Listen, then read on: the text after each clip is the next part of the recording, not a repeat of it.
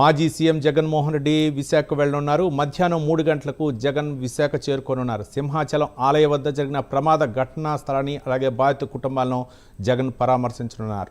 దీనిపై పూర్తి సమాచారం మా కరెస్పాండెంట్ శ్రీనివాస్ ఫోన్ లైన్లో అందిస్తారు. శ్రీనివాస్.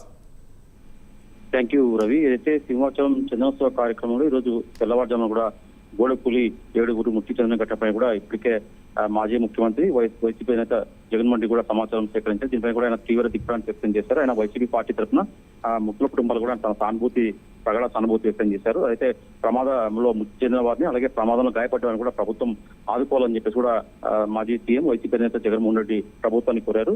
అయితే ఈ ఘటన ఆయన స్వయంగా పరిశీలించేందుకు కూడా ఈరోజు మధ్యాహ్నం వైసీపీ అధినేత జగన్మోహన్ రెడ్డి కూడా విశాఖకు బయలుదేరి వెళ్తున్నారు. విశాఖలోని సింహాచల దేవస్థానం సంబంధించి కూడా చందోత్సవ కార్యక్రమంలో ఏదైతే భక్తులు మృతించారో ఆ ఘటనా స్థలాన్ని పరిశీలించేందుకు కూడా వైఎస్ జగన్మోహన్ రెడ్డి ఈరోజు ప్రత్యేక విమానంలో కూడా ఆయన మధ్యాహ్నం 3 గంటల ప్రాంతంలో ఇక్కడ నుంచి విజయవాడ నుంచి అక్కడికి బయలుదేరుతున్నట్టు సమాచారం.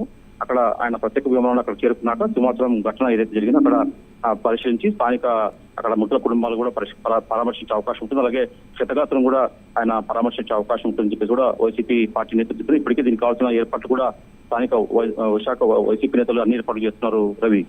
రైట్. Thank you Srinivas.